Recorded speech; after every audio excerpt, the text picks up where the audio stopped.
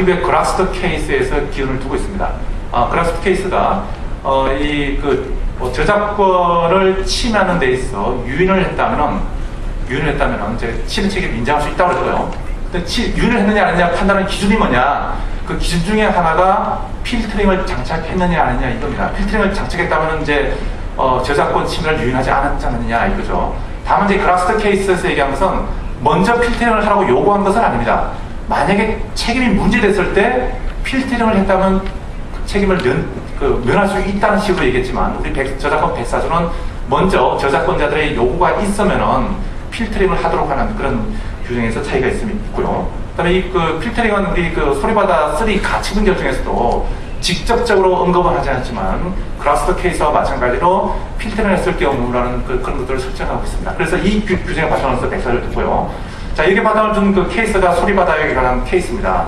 과연 소리바다가 저작권자의 요구에 따라서 기술적 고치, 그러니까 필터링 기술을 다 장착을 했느냐 안 했냐 여기에 관한 판단이었죠. 자, 여기서 이제 결국은 결론은 우리 법원은 자, 소리바다의 침해 책임을 방조 책임이죠. 침해 책임을 인정을 했습니다. 여기서 나무 중에 하나가 우리가 P2P 네트워크에서 돌아오는 공유되는 파일이 10개라고 하고 그 중에서 저작권자가 허락한 게 3개라고 했을 때 이 법원이 요구하기 조금 비합리적인 측면이 있는데요. 법원이 요구한 것은 적극적 필터링을 해야지만 저작권 침해되지 않는다라는 식으로 얘기했습니다. 이 적극적 필터링 하는 것은 아까 말씀드린 것처럼 10개 중에 3개가 저작권자 허락을 받은 것이라고 한다면 그 3개에 대해서만 공유를 허용하도록 했던 얘기입니다. 그러니까 소극적 필터링은 저작권자의 허락 받은 받지 않았다면, 그러니까 뭐랄까요. 적극적 필터링은 좀 헷갈리게 되는데 적극적 필터링은 저작권자의 허락 받은 것만 P2P에서 돌아가도록 하는 것입니다. 그에 반해서 소극적 필터링은 저작권자가 명시로 허락하지 않은 것들은 다 돌릴 수 있도록 하는. 그러니까 이 적극적 필터링을 요구하게 사실상 P2P를 하지 말라는 거랑 마찬가지가 되는 그런 결과이기 때문에 좀 문제가 있는 판결이라고 할 수 있습니다. 어쨌든 요 케이스는 소리바다가 필터링을 다 하지 않았다는 그런 위반했다는 그걸 인정하는 규정이고요. 판례고요. 그런데 요즘 가장 논란이 되는 것이 이 웹하드 케이스입니다. 웹하드라는 것은 웹상에 아예 저작물을 올려놓을 수 있는 거죠. 그러니까 이게 지금 나무처럼 저장형과 이 공유형 두 가지가 있다고 하시는데 예컨대 예를 들 때 한 20명 정도가 여행을 갔다고 치죠. 그 20명 정도가 여행을 가지고 각각 카메라로 찍었습니다. 찍어가지고 사실상 개별적으로 이게 서로 주고받는 것이 굉장히 힘들죠. 이럴 때 어떤 그런 웹하드에다 자기가 찍은 사진들을 다 올려놓게 되고 이용자들이 다시 다운로드 받게 되면 굉장히 좋은 이 서비스가 되는 거죠. 이게 이제 어떤 저장형 서비스라고 하시는데 요즘 산업적으로 이용되는 이 공유형이라는 것은 대표적으로 이제 이 영화 파일, 방송 파일을 그대로 올려놓게 되고 영화 파일 700메가 아니면 1기가, 2기가 이런 것들을 올려놓게 되고 그 다음에 이제 이것들은 아주 저렴한 가격으로 다운로드 받는 그런 것들이 지금 문제가 됐습니다. 이게 바로 지금 현재 민사사건과 형사사건 2개가 있고요. 지금 민사사건은 지금 서울지방 50부에서 민사소부에서 가처분 결정이 나와 있는 상태입니다. 저작권 침해를 당연히 인정을 했고요. 방조 책임을 인정했습니다. 이 웹하드 서비스 제공자에 대해서. 근데 여기서 이제 하나 조금 차이점이 뭐냐면은 웹하드를 통해 가지고 웹하드에 올린 사람들은 당연히 저작권 침해가 되고요.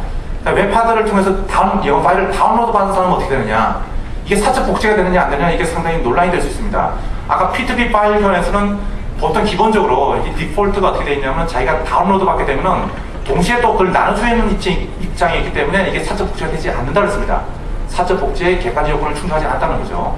근데 웹하드의 경우는 만약에 웹하드에서 영어 파일을 다운로드 받는다면 그걸 다시 올리는 사람은 없을 겁니다. 기본적으로 자기가 이용하는 것이죠. 그러니까 P2P하고는 조금 틀립니다.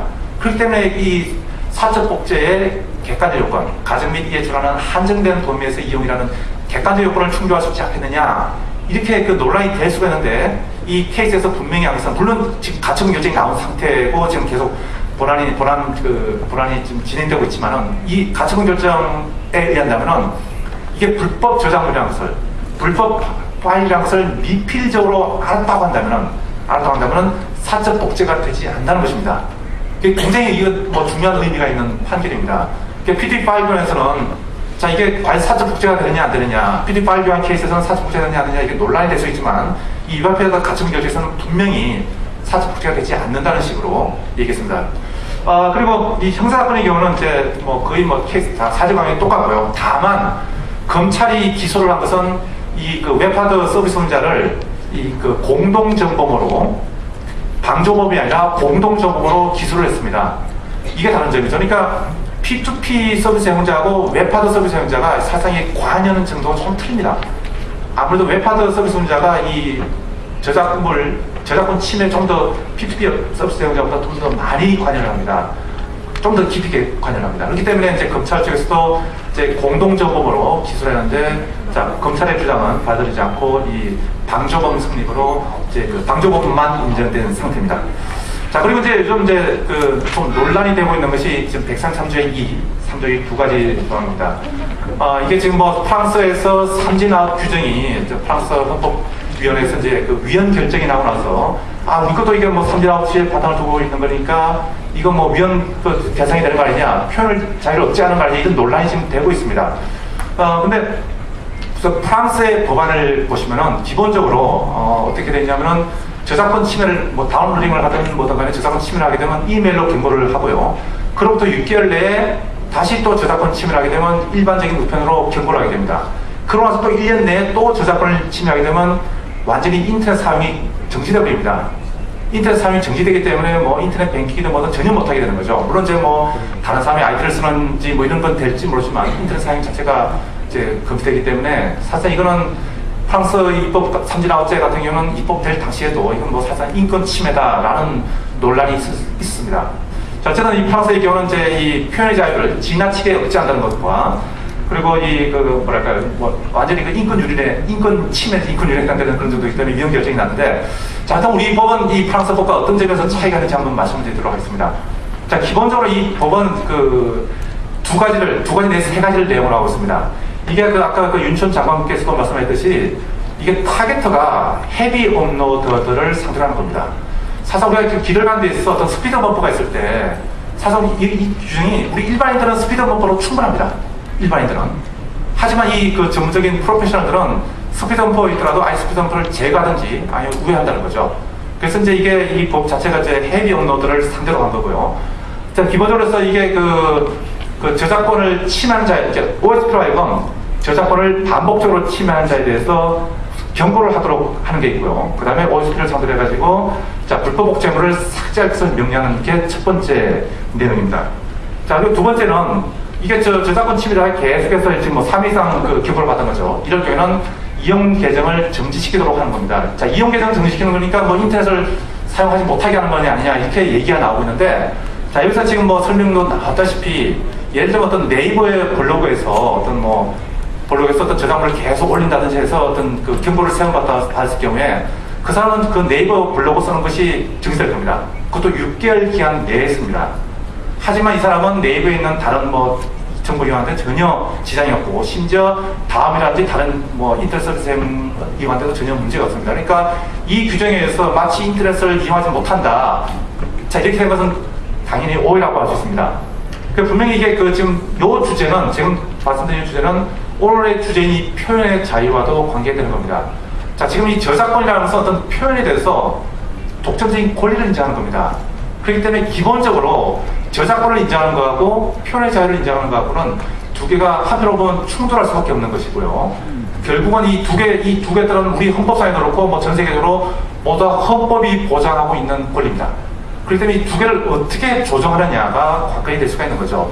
그렇기 때문에 여기서는 이제 이 규정을 보게 되면 표현이라고 하는 것은 여러 가지 표현이 있을 수 있습니다. 어떤 엄난한 행동을 하는 그런 표현도 있을 수 있고, 타인의 명예를 침해하는 표현도 있을 수 있고, 저작권을 침해하는 표현도 있을 수 있고, 뭐 프라이빗을 침해하는 표현도 있을 수 있고, 자, 이런 것들이 결국은 표현의 자유라는 거하고 이제 균형을 맞춰야 되는 그런 문제가 되는데, 뭐 다른 쪽은 제가 모르겠지만 이 규정 같은 경우는 과연, 자, 저작권의 경우는 저작권을 침해하는 것도 하나의 표현입니다. 자, 저작권을 침해하는 그런 표현은 표현의 자유의 대상이 아니라는 것이죠. 물론 이걸 다 어떻게 잘 운영해가지고 균형을 잡는 이게 하나의 앞으로 우리의 숙제라고 할 수 있지만 저작권을 침해하는 표현은 절대 보호받는 표현이 아닙니다. 그렇죠. 그래서 지금 여기서 과연 6개월 내에 어떤 정지를 시켰다고 했을 때 과연 그것이 표현의 자유를 침해하는, 심지어 지금 어떤 방송이 위에 인터넷상에서 어떤 뭐 과반수 이상의 블로그가 다 문을 닫게 됩시다 이런 괴담이 떠돌고 있다는데 생각해 보십시오. 지금 여기 지금 요 세 번째 내용, 요 세 번째 주된 내용이 이 게시판의 서비스를 역시 6개월 내로 정지시킨 겁니다. 내로. 그러니까